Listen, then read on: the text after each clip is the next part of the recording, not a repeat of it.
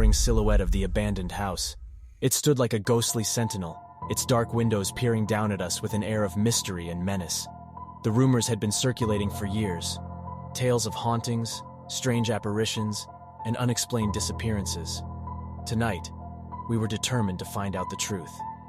There were 6 of us, a diverse group of friends, each with our own reasons for being there. Mia, the fearless daredevil who never backed down from a challenge. Jack, the skeptical yet curious investigator. Sarah, the empathetic and intuitive one who believed in the supernatural. Alex, the analytical and logical thinker. Emily, the artist with a penchant for the macabre. And me, Lucas, the storyteller who couldn't resist the allure of a chilling tale. The wind whispered through the trees, carrying an eerie undertone that sent shivers down our spines. With trepidation, we ascended the hill, the crunch of dead leaves beneath our feet punctuating the heavy silence. The moon cast an ethereal glow upon the landscape, illuminating our path as we approached the decrepit house. As we stepped onto the creaking porch, a chill crept up my spine. The house seemed to hold its breath, waiting for our intrusion.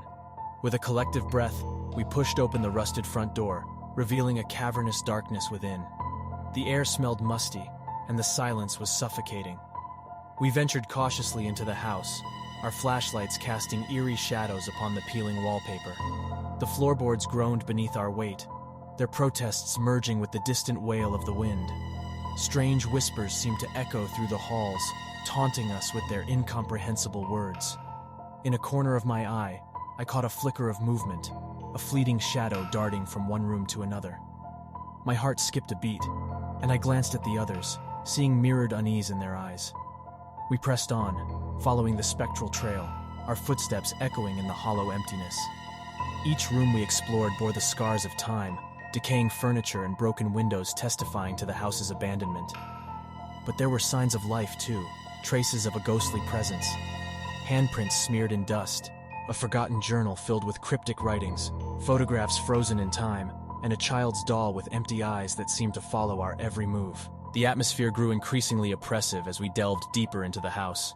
Doors slammed shut on their own accord, locking us in or barring our path. Cold drafts brushed against our cheeks, as if unseen fingers caressed our skin. Our nerves were frayed, and a gnawing sense of dread settled in the pit of our stomachs.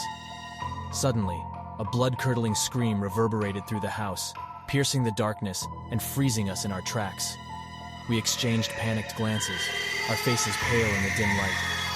It was a scream that belonged to neither the living nor the dead, a scream that spoke of unspeakable horrors. Realizing our lives were in danger, we fled from the house, stumbling down the hill in a desperate bid for escape. The sound of our pounding footsteps filled the night, drowning out the wind's mournful wail.